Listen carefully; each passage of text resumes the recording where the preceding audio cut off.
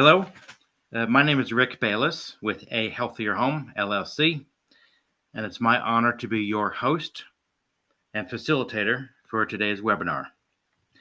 The title of the webinar being Sick House, Get Expert Advice on Where to Begin. Thank you for joining me today. And we'll get into it.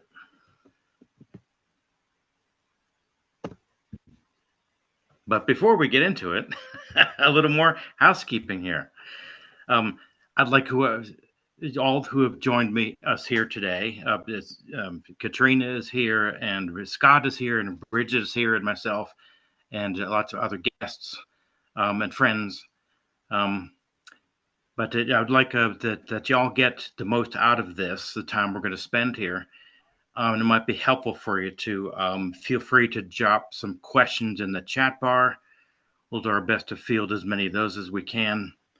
Grab a pen and paper and jot down some other notes you have, because as we talk about things, something might strike a nerve for you. Say, hey, wait a minute, I think that's at my house. Or it might stimulate another thought. So the purpose of this webinar is to get you all thinking about this matter. Still, it's a more introductory way, but it's time to start thinking about your house and how your house best supports your health and wellness. So take some notes and hopefully it will stimulate some helpful thoughts for you on the matter. And stay tuned at the later part of this webinar where we'll be going a bit more, point out specifically some realms you ought to be giving special focus attention to as you start to explore your own house or have your house explored, whatever. But here's 5 realms that you ought to be giving some attention to first off.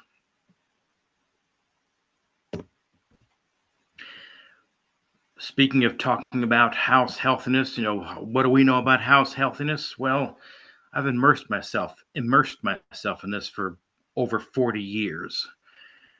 And I've gone through, the list of some agencies and organizations and institutions and groups and programs and activities that if you do that over 40 years, that broad expanse of activity in this arena, after 40 years, you kind of get the hang of it.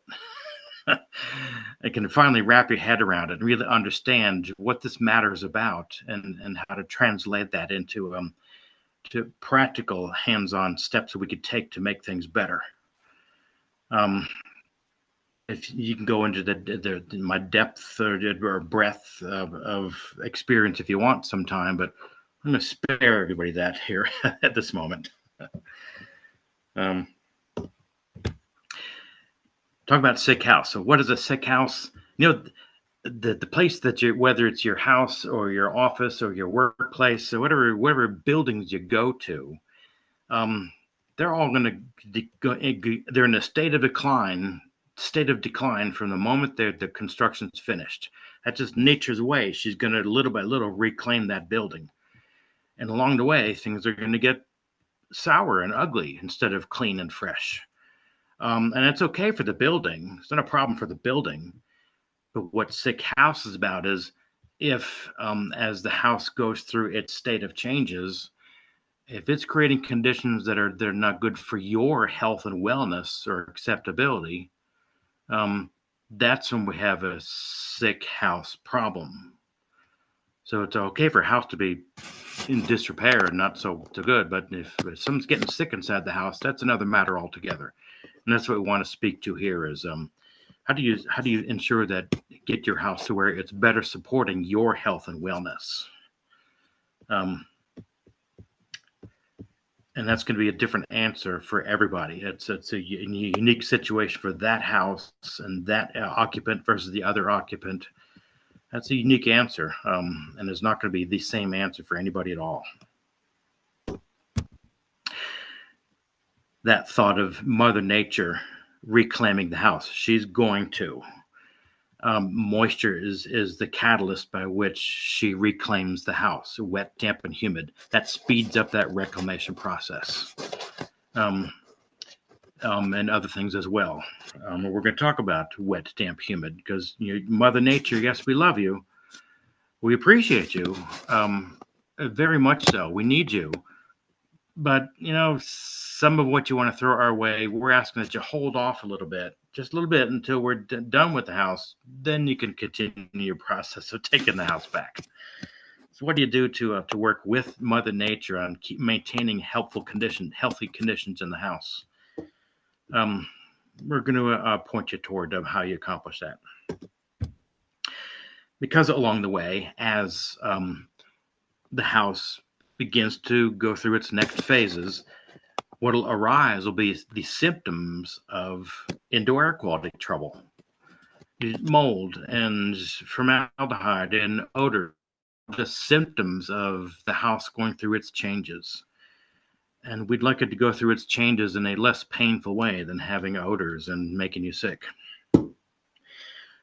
So indoor air quality is not the answer to you. It's just an aspect of house healthiness that sometimes can be helpful to get some specifics on air quality, but you've got to look far beyond air quality to really get to the heart of the matter here. And this matter is not just an old house matter. This plays out in even the brand new house. It might not have had a chance to lay down some of these chronic type of nasties in a house, but they bring their own new healthiness challenges right from the get-go, challenges that an old house doesn't have, off-gassings from new building products. For example, electrification and energization of a house. That's something we didn't have to. It's not part of how an old house was put together, and may not be playing out now. But there's issues in modern houses as well as old houses too. Part of the challenges come from the what we expect from houses is different now than it was before. We're asking houses to be more energy efficient, even to the point of net zero energy consumption. We could talk about that in more degree. And more connectivity to each other and through systems, through smart technology. Those are all nice things to have, but even with anything, it's important to have those in the right measures and not to excesses that might lead to health troubles. And I guess in that photograph I see there with those little icons around a laptop, I don't know. That picture to me is confusing enough. And I have to get you past the confusion, and on to action steps you could take to improve the healthiness of your house environment. This is especially important for those who have environmental sensitivities or some existing health challenges on other fronts, or those that are in a state of body development. The fetus and the developing child, their organs and neurons and cells and bones all working to create themselves. It'd be nice if it didn't have environmental stressors in that mix of their environment while they're trying to build their bodies. And those of us who have been through many of life's challenges, and our immune systems and bodies aren't as strong and durable as they used to be, it'll be important to take some of these environmental stressors, the loads from these environmental stressors, off from those folks, so they can maintain health and wellness on those other fronts where they still have challenges they have to fight and endure. So speaking of healthiness challenges and having to endure, just an example here. I visited a family recently where their daughter, they called us because we don't know what to do. Our daughter has was it emphysema, we guess. She's got rashes on her face and her arms and her abdomen, and they seem to be came along since we came to this house 2 years ago. And when we go away for a couple of days or a week, her symptoms seem to get better. But we come back to the house, and here's the rashes begin to show up again.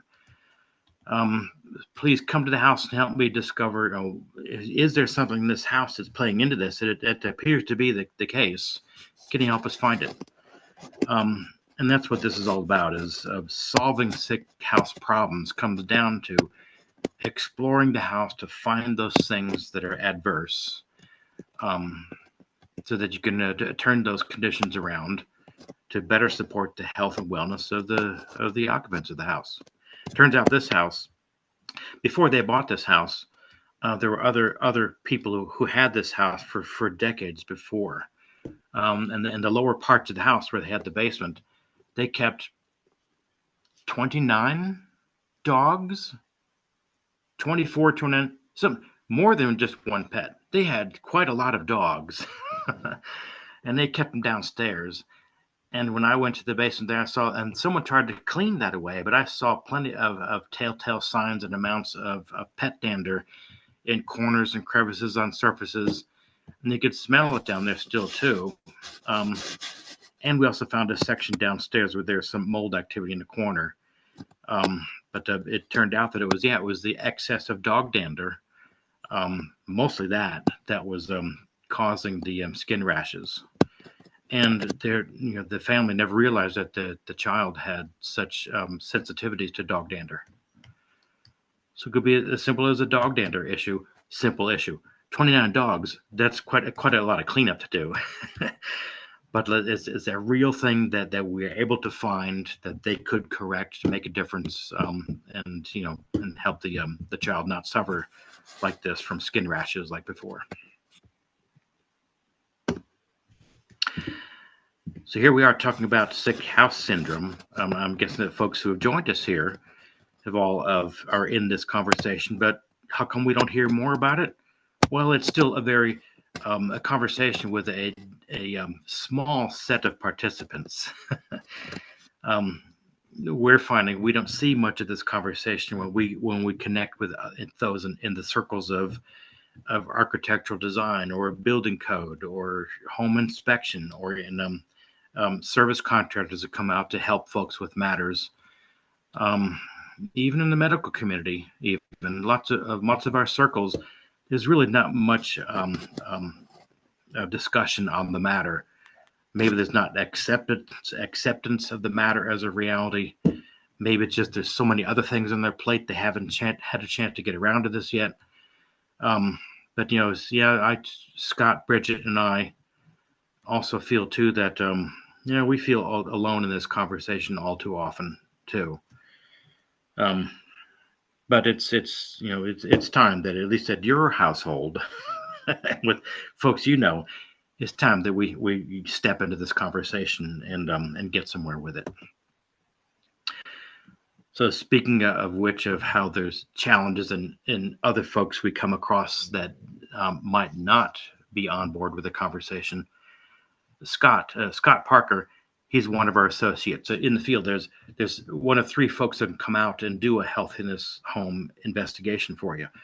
That's Scott, or it's Bridget, or myself. Scott Parker, he's one of the three of us. Let me tell you a little bit about Scott. I'm going to have Scott tell us a bit about what he's seen at in a expanding foam situation.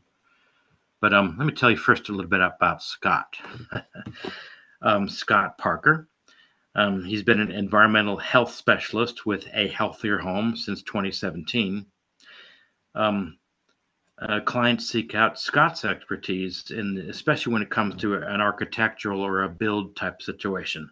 That's Scott's special area of expertise in this arena, with building design, building and build materials. Scott is a voice for sustainability, as he offers his extensive knowledge on permaculture also, and watershed management, landscape management, energy efficiency. These are all aspects of a healthy house environment. But Scott's special expertise in that realm of, with his LEED certification and Building Performance Institute certification, as well as his studies in the college in the build arena also. So he brings that extra area of specialty to us, expertise to us. Scott, can I have you speak to the group here on something you came across recently at a house with a homeowner health situation? Well, sure. Hey, everybody. When we go out every day, we get to see all the different ways that houses fail. And, a lot of what we're seeing more of now is that every year houses get tighter and tighter. And then on top of that, they've started doing spray foam attics where there's no ventilation of the attic at all. And so you have no natural ventilation in the house. And so that just totally keeps in, all the CO2, the carbon dioxide, any outgassing from materials, and especially the spray foam and any mycotoxins or chemical What VOCs, all that what stays in the house. what in Scott maybe even traps in humidity too? Absolutely. Absolutely. And this, sort of totally fundamentally changes the dynamic of the house. And so the rules change. You can't do it the same way we used to do it. And then contractors have not really, caught up to that. They're trying new things, but the rule book has changed. And it takes a while for them to make the mistakes and to then come up with solutions for that. There seems to be a pretty long lag time before they figure things out. Even when they do try to bring in outside air, unfortunately they're kind of dumping that mostly in the air handler, which is also bringing in a lot of humidity. So we'll see a lot of really moldy air handlers, and that can be a big problem. And so we've been thinking about this for a while, and our solution is tending more toward using a ventilating dehumidifier. So that dries and then filters the air, and then you blow that into the living space. And usually in a bigger common area, you don't want that blowing over the bed or, the couch or next to the thermostat. You want to have that mixed in with the rest of the air. And then that'll get pulled into the return air and distributed throughout the house. And and and that'll give you fresh air and new oxygen. But a big advantage of that is that will pressurize the house, and so pressurizes the living space, and so that then pushes out any more fouled air from the attic, including the outgassing from the spray foam, any moisture and stale air and CO2, as well as pushing out crawl space air, any crawl space mycotoxins or moisture, and you certainly don't want to be breathing crawl space air. That positive pressure will kind of push that air out, and so um, that's maybe one of the simplest solutions to solving a variety of home sick issues. So yeah, we've been delving into that more and are really liking the idea. So that should be considered. Now there's an efficiency hit with that, and but it's a trade-off that we feel is worth making, for health, because health is the priority. Yeah, And so that's just one of the many things that we come across on a daily basis.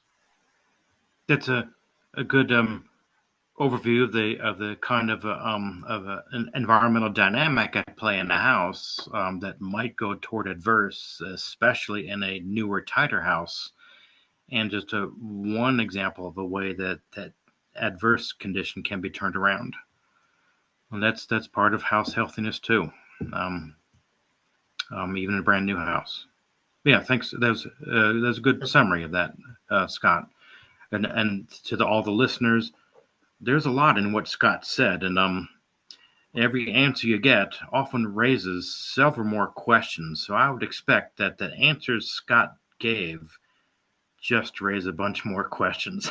We'll go through those. There's always more questions. Yeah. Yeah, there always is in this realm. Yeah, but yeah. Um,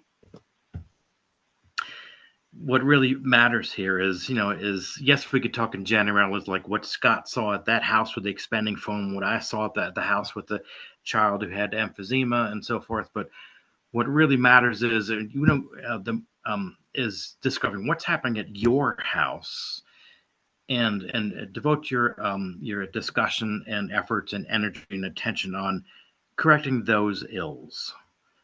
Um, and so the way that you begin to get past it is time. If you haven't yet explored through your house, it's time to get a flashlight and put a respirator on if you're going to a dusty place like the attic or a crawl space, and get some old clothes on if you're going to a maybe not such a clean place like a crawl space could be. Or even just if you don't go in those spaces, go or walk around the outside of the house. It's time to start to walk around, just look at things, take them a moment to. We go outside, we look at the weather, and we look at the listen for the traffic on the street, and we maybe look at the flowers outside. But all right, let's turn around and look at the house and appreciate the nice features of your house, but also be sure to check the house out for signs of trouble. And you'll start to see things that ought to have been recognized, and you're starting to recognize it in that moment. So make a list of those things. How do I know what to look at? Well, there's 8 realms of possible concern that you might want to be focusing on, and we'll list out those 8 steps for you, realms, including the realm of energization of the house, EMF. But the key here is for someone to start to get their eyes on the home, examine that house as patient. So if you're at the house, you're the doctor and the house is your patient. If you need assistance from others, those folks need to examine that house as patient. And to begin that discovery process. And then some examples you might come across here in Western Carolina or throughout the Southeast or anywhere throughout the nation. These issues and concerns and matters play out in any structure worldwide, not just here in Western Carolina mountains. So this information applies everywhere. As another example here, Bridget Miller, she's one of the other examiners. It's Bridget, Scott, and me. Either one of us come out to your house. Bridget examined some houses, many of those. Let me tell you a little bit about Bridget before I let Bridget weigh in here. Bridget Miller, she's looked at 10,000s of mold samples and slides. She's been in the mold lab, in the laboratory, looking at molds up close. Matter of fact, she comes from her schooling is in microbiology, so she's a microbiologist. So she knows this stuff from the microscopic level as well as the macroscopic level. She's joined A Healthier Home in 2017.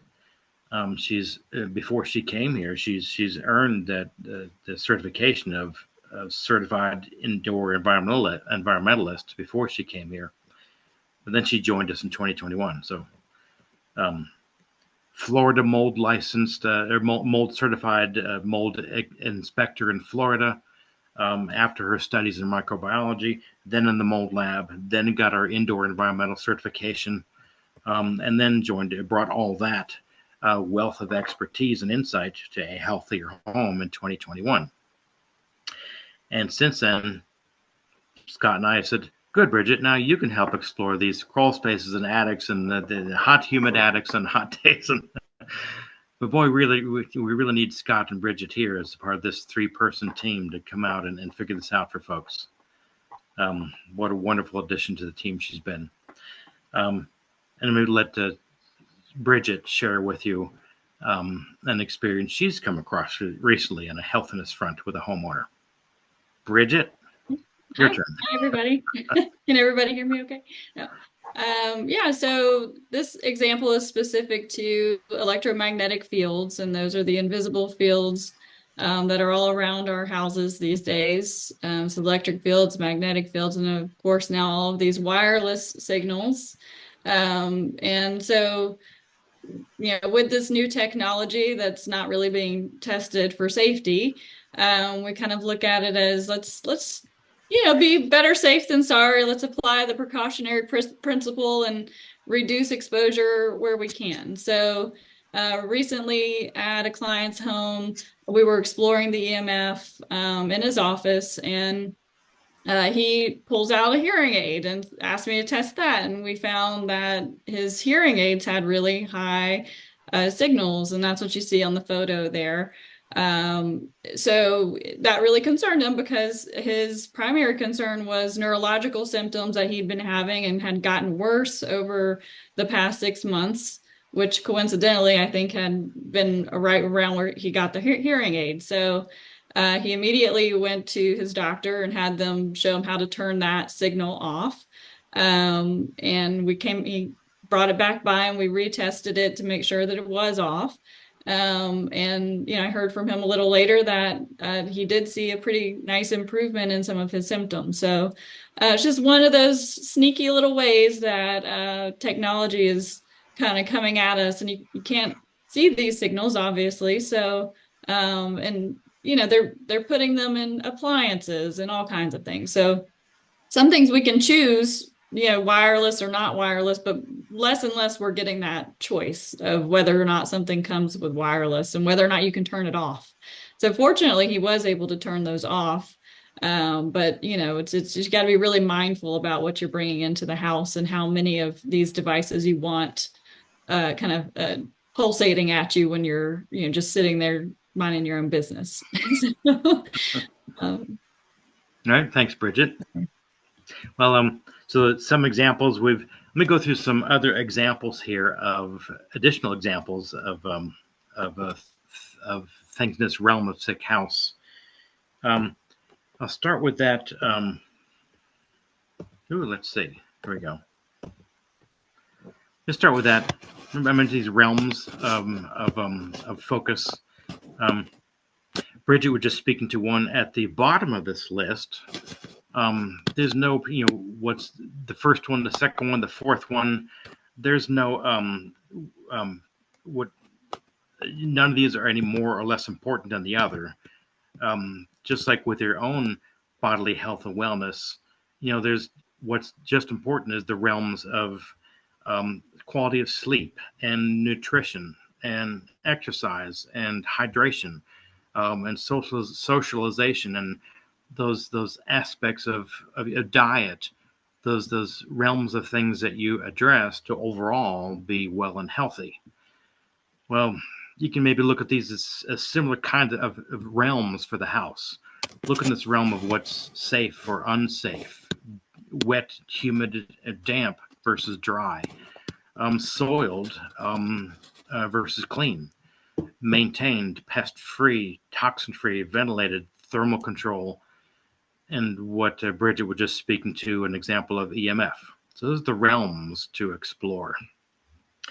Some specific things, in those realms, as you get on your respirator and put on your dirtier clothes and go in those other places, you'll begin to discover on each of these fronts, we want to discover for each of these topics what is going on, where is it at, and if you're not quite sure how to interpret what you're seeing or discovering, Scott, Bridget, and I are here to help you understand why that's happening, why it's an issue, and how you turn that condition around. And what's going to come down to is finding what's broken or what's missing or what's soiled or what's out of adjustment, finding the brokenness of the house. Let me say too is, appreciate the good stuff, but I know we seems like we're picking on the house. Bridget or Scott and I come out and we find these things that need attention. We seem to have a lot of our focus on what's not so good about the house. But through this, we all do want to help you appreciate the strengths of the house. Every house has lots of good stuff about it. It's just that we need to work out these rough spots and help bring that house back to a better state of health. And the house needs you to do that for it because it can't do it itself. So I appreciate your house. So the strong parts, but we've got to recognize where things are going toward unfortunate. Like this example, same thing being soiled. This is inside your duct system. If you take the register cover off your supply boot at the floor, and you look in the duct, you might see this inside the duct. This is not clean. This has toxins in it, irritants and allergens. I think those dark colored things might be rodent droppings, and you breathe through this. So this is something you ought to give some attention to if you discover something like this, if you look inside your duct. I didn't look in with my eye. I couldn't get my eye down there. I held my camera down there and put it on flash and took a snapshot. So you can look in your ducts. Just use your camera, take a photograph on flash, and you'll see. Hopefully you won't see this. But if you do, it's time to have a conversation. Leaky. Anybody can spot this. If you walk around the outside of your house. The picture on the right, look at that downspout, that white downspout. The drain has come disconnected off the bottom of it. So the result is, in rainy weather, like a lot of us are having right now, you're dumping water right at the house. And that's not going to be good for the house. That's something you could easily spot. And something that really needs to be corrected, and that's an reasonably easy fix too. But somebody has to spot this and has to correct it. And in that moment, you begin to improve the healthiness of the house. You begin to heal its ills. Something that might be of more urgency, though, is the picture on the left there. Speaking of leaking, what's leaking there is not water leaking out of a drain. That's flue gases rushing out the top of a gas water heater. And those flue gases are not going out of the building through that gray colored vent pipe on the left. That vent pipe accidentally got kicked over to the side.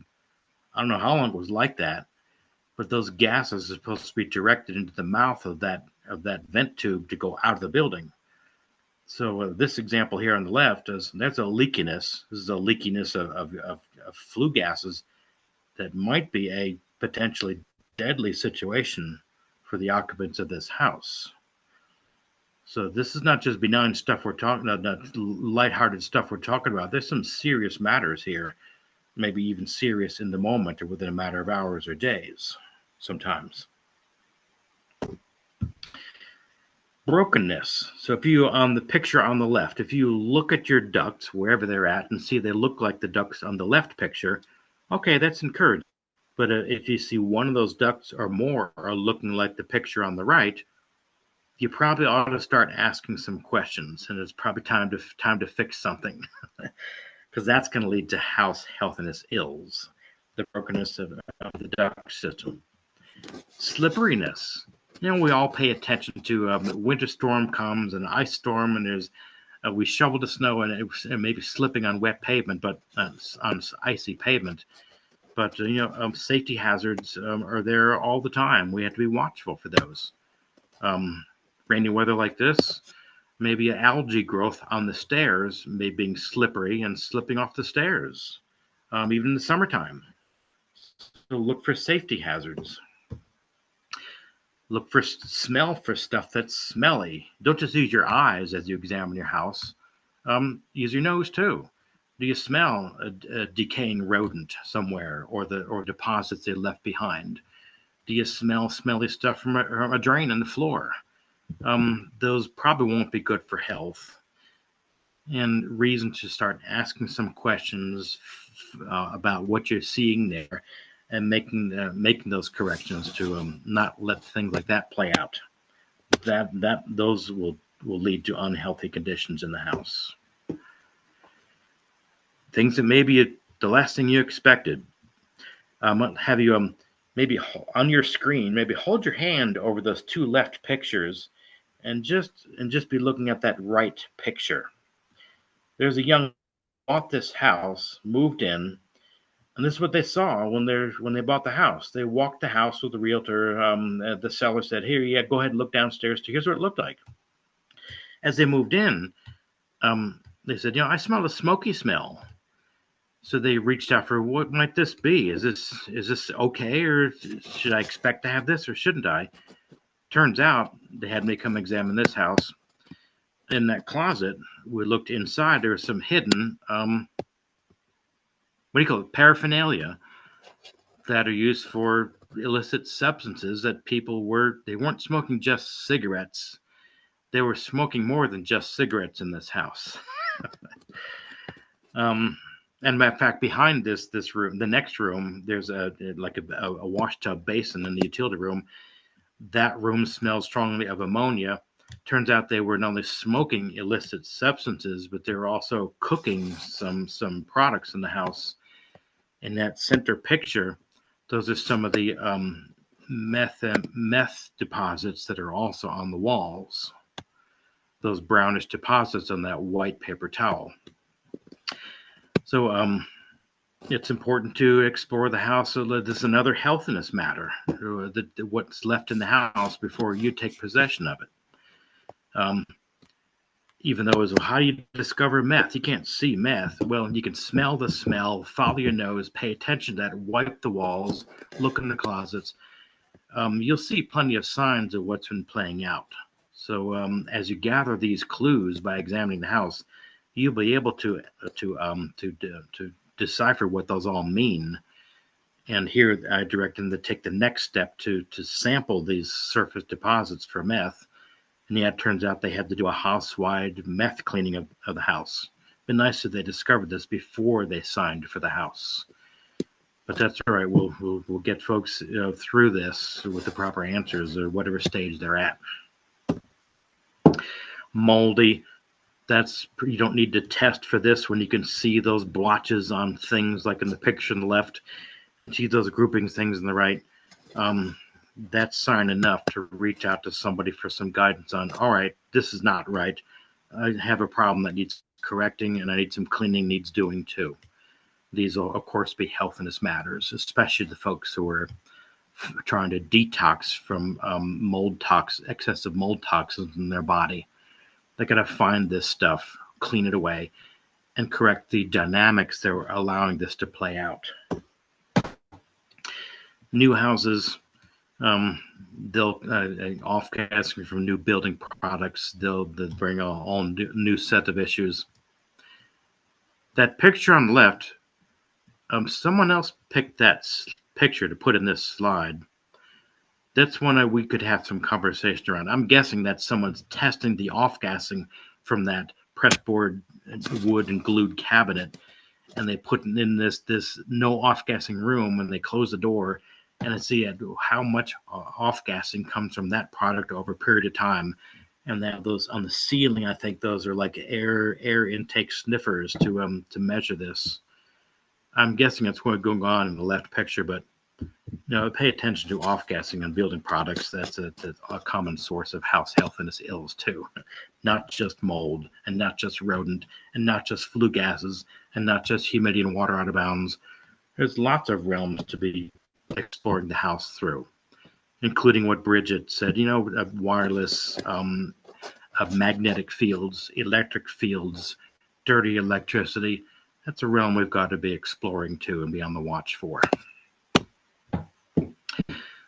So if there's a takeaway from this this conversation today, is that a sick house syndrome is real.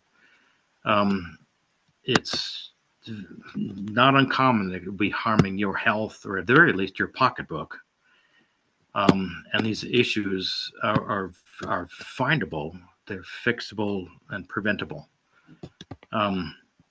You don't have to feel overwhelmed by, I don't know what to do, where to turn. You would have to take the lead on this, but you have to start looking around, noticing some signs, start asking questions. You'll have to lead this conversation. And, there's folks around here who can help get you through this. What we're looking to do is heal the ills of the house so it better supports your health and wellness. And that guidance is here. So for your own circumstances, after this webinar, we'll be look in your inbox for some other messaging you'll receive from us. One is going to be an offer to you to speak with Scott Bridger or me directly on what's happening at your house and the questions that you have. And that's really the heart of this matter. Is let's not talk about what happens at other people's folks in general. Let's talk about what's happening at your house. So we want to give you that opportunity and look for that offer in your inbox after today. What are there 5 things you could do to make your house healthier? Well, golly, there's hundreds of things you could do. Do you need to do 100, or do you only need to do 5? Do you only need to do 1? Do you need to do just 20? For the 40 years I've immersed myself in this, there is not just one thing that turns your house healthiness around. And that the one thing won't even necessarily work for your neighbor's house either. It's better if you but there's realms that matters. There's 5 realms that you really ought to start looking into. Look in that realm of wet, damp, humid, especially rainwater management and humidity, rainwater management.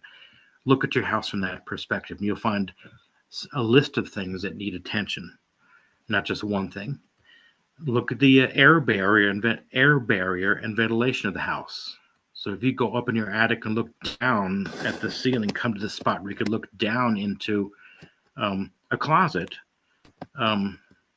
you shouldn't be able to look into your closet from up in the attic. You've got an air barrier issue. So at first you would say, gee, let me not fall into that hole I'm looking into. I'm doing enough here just to balance on the rafter so I don't fall through the drywall. I certainly don't want to fall into that hole. You shouldn't be seeing a wide open hole from the attic down into the body of your house. So air barrier and ventilation issues to be looking at.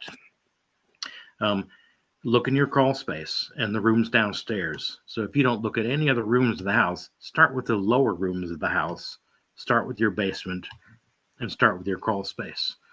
That's often those are a realm that often has several steps that are going to measures you'll need to be taking down in that realm.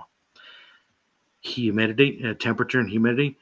Right now, through this summer, even year round, but especially once we get past winter's dryness, the minute we step into our first humid weather spell of the early spring, late winter, you should start monitoring the humidity in various parts of the house. So get a humidity gauge and start seeing what the humidity is in various parts. And with your HVAC units and ducts, the HVAC system and ductwork, that system should not be a mysterious realm to you, a formula you never looked at. You should get to know where your ducts are and what they look like. Get to know where your furnace and air handler is. And there are access panels that anybody can open with just by turning 3 to 6 screws. Maybe there's even some thumb screws. Go ahead and look inside your machinery. Turn the power off first to the machinery. But look inside, just so it shouldn't be a total mystery zone for you, or at least you look over the shoulder of your heat cool person when they are there at your house helping you with matters. Look over their shoulder. Don't let that place be such the fear. There's no reason to fear that system. It shouldn't be a mystery to you. You should have a better understanding of what's going on inside there. So start with those realms. I do want to thank you all for joining us here today. We'll still have some time to go over some of your questions, but let me get this last part out of. Time for another commercial break. I do want to thank you for joining us here in this webinar, Sick House, Get Expert Advice on Where to Begin. If you think your southern region home is having a problem with sick house syndrome or otherwise be unhealthy, we can help. Contact us today, or look for that email message you'll be getting from us as a follow-up to attending this webinar. or other messagings that might come through us through our blog. Check out the resources that we have there for you. You can get to our blog and sign up for it if you wish at www.ahealthierhomenc.com. Let's connect.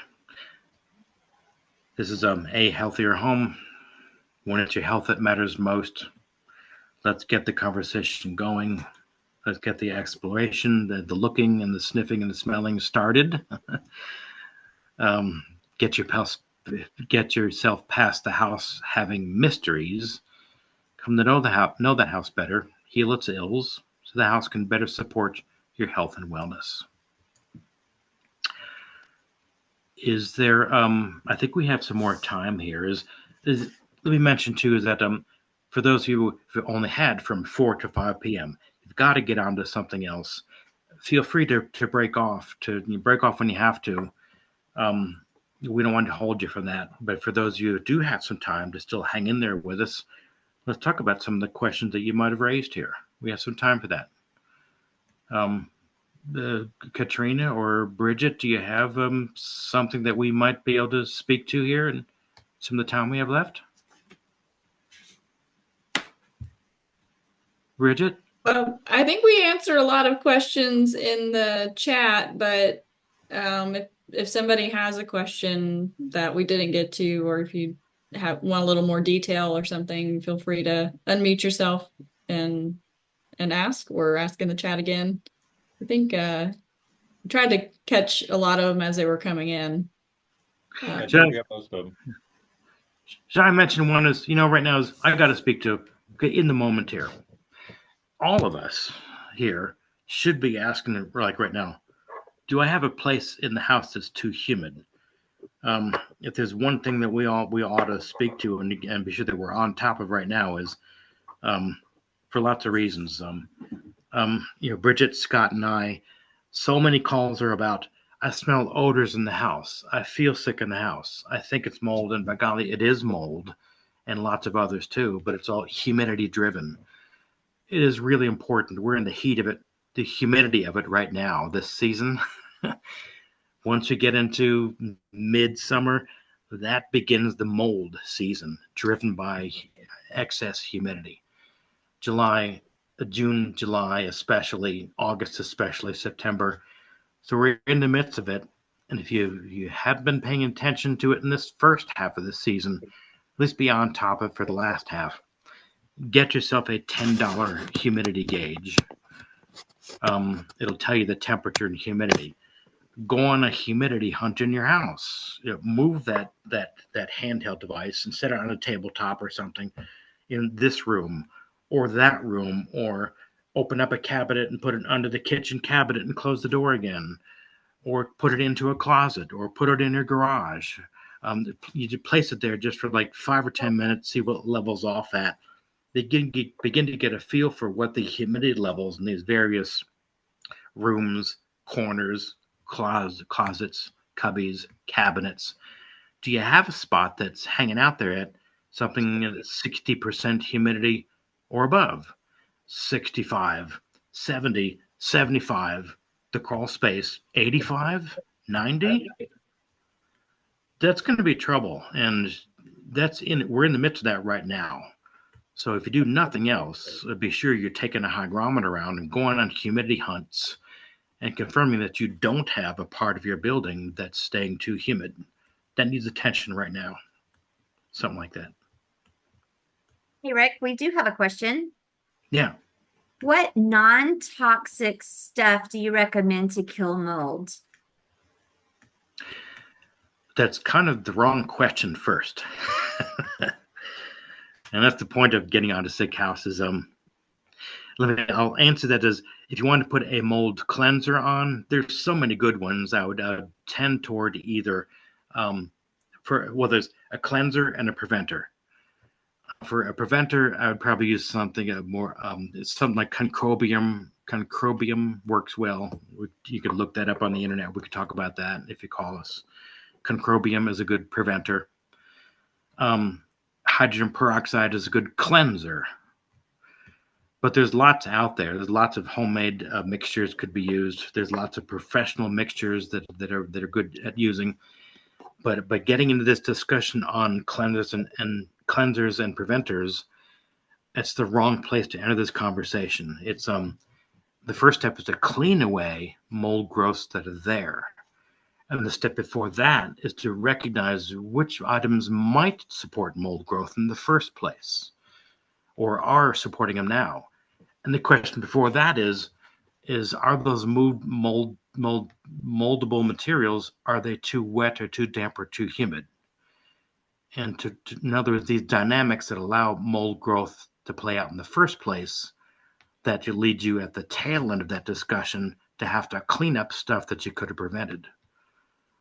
So there's Scott and Bridget and I are always having to pull people toward the proper starting point for this conversation, rather than skipping all this important stuff in between and fast forwarding to, here's a fix that works for you. You got to define what the problem is before you put a lot of discussion on fixes. It might be even that concrobium might be the wrong fix for you in your house or that surface. The peroxide might be the wrong cleanser for that surface. So there really is not an easy answer to any one of these questions. It really depends on what all else is going on, the other factors at play. Sorry for such a non-definitive answer. Well, I would also like to comment that it's, because I hear that, like, what will kill the mold? The idea necessarily isn't to kill the mold. The idea is to get the mold off the surface that you're trying to clean. So it's physically cleaning the surfaces. That's not as important what you're cleaning with. It's the idea of like actually physically removing it from the surface. You can just clean with a solution of warm soapy water. That's not a bad place to start to get those heavier growths off. Or, a soapy water solution on a dampened paper towel or on a sponge. You don't have to wash with buckets of water. You could just swipe stuff off the surface. But like Bridget's point, the first step is to clean the surface of whatever deposits are on it. Dust, greasiness, mold, whatever it is, you got to get it to clean first. Then you can discuss other cleansers to assist, and then you can discuss preventers. Okay. Another question we have is, what in the world causes the wet dog smell when the air conditioner comes on? That's a good question too. That's probably a name for that dirty sock syndrome. It's such a common condition that so many folks recognize as the same thing. They've given it a name, dirty sock syndrome. That's from that incubator in your central air system, that cooling coil in air conditioning mode that's going to have household dusts on it. There'll be organics in those dusts. There'll be lots of other things in those dusts too. There'll be bacteria, and there'll be fungus organisms, and lots of stuff in household dust. Well, it'll be on that cooling coil. And he's doing an air conditioning cycle during humid weather. There'll be water condensing all over that cooling coil. It's going to be wet. So those wetted dusts will be the foods for molds of bacteria, as they're actively digesting and feeding on those dampened organics in the dusts. They're going to off gas while they're active, and it's the odor of those off gases that together combine to make that characteristic smell of dirty sock syndrome. You might smell something similar coming out the cooling system in your car's air conditioner in the car when you turn the air conditioner on in the summertime. That's the same old dynamic playing out in that same old little mini air conditioner in your car. That's what that is. Off-gassing from the active combination of molds and bacteria. Okay, that's all the questions we have so far. That's a start. The more as you explore your house, as you read further, as you go to other places and other readings, more questions are going to arise, because unfortunately, the more you look into, you won't get answers that pertain to your house. Yeah, okay, all this information's nice, but what do I do with this? What do I have to do at my house? So Scott and Bridget and I are always talking about these matters, environmental and healthiness matters at houses, and the challenges that we all have in addressing those. But we start to make progress in the moment we look at one thing that's a reality at that house and talk about that thing and talk about how to fix it. In those moments, we start to make progress. So again, back to the key to this is somebody's got to start looking at your house and seeing what's broken, amiss, soiled, unsafe, dirtied at your place. And then talk about how would I best clean or repair or fix this? And how do I keep it in good order? With that kind of activity, you're making progress. So it's really, really hard to it's maybe not so helpful to discuss this in a webinar. You make progress when you start to discuss the realities of what's going on at your house.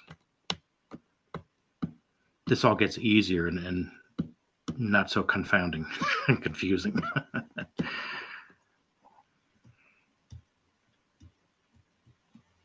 Anything else to speak to here? Is we have I don't know, officially we got 3 minutes to address something. I guess I gotta express. Can I express something here? I have to express something. I gotta thank Katrina Bragg, who's helped us set this up. Katrina's been with us here for, I don't know, a lifetime. It's only 14 years, but it feels like a lifetime, doesn't it? And Scott and Bridget, I really appreciate the care. It comes from the heart. And these folks are so generous with their energies and their expertise. They are so smart. They are so able. I'm blessed to have these folks as part of our team. They're not here to sell me anything. They're here to assist me in my endeavors, which is ultimately our all endeavors. This whole team at helping you make your place better support your health and wellness.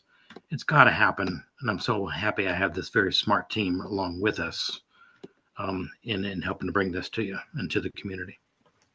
Thanks, team, so much. Thank you to our fearless leader, Rick. Yeah, thank you, Rick. All right, thanks. And I got to say to the audience, you don't have to put up with me every day like Katrina, Bridget, and Scott do.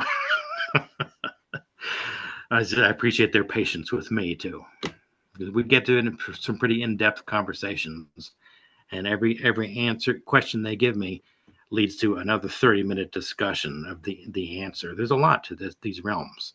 I appreciate their immersing themselves into this arena and coming up with some great insights and answers to make this whole thing come out better for everybody. Well, thanks for joining us. Thanks again for joining us. Feel free to reach out to us and take advantage of that. Watch your email inboxes again, and for the next step you could take, and reach out to us and let's get together and help you make yours a healthier house. Thanks everybody for joining us.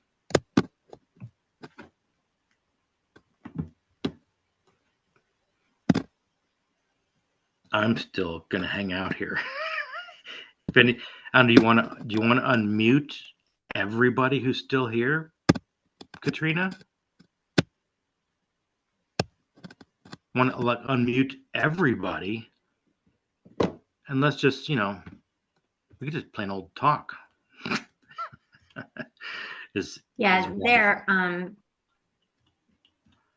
They're leaving. Okay. That's enough. We've threw a lot out. Okay. Yeah, we could do questions for another couple hours, but other things to get to. For those that is Denise still here, or Carrie, or Dawn Baker? I see them. Hey, Carrie, you want to unmute? Carrie's waving. Yeah, I'll just leave. I got my question answered. Thank you very much. Okay, Okay. good. Yeah, thanks for joining us, Carrie. Mhm. Thanks. Keep us posted if some other question comes up you want to talk. Is Scott, Bridget, or me anytime. Oh, I'll always have questions. I'm still working on drainage. I probably should ask you about that too, but another Wait. time. Okay, that's fine. We can now if you want another time. That's fine too. But yeah, what a great time to be focusing on your drainage. Yeah. Yeah. Yeah, really. Thank you very much. All right, thanks.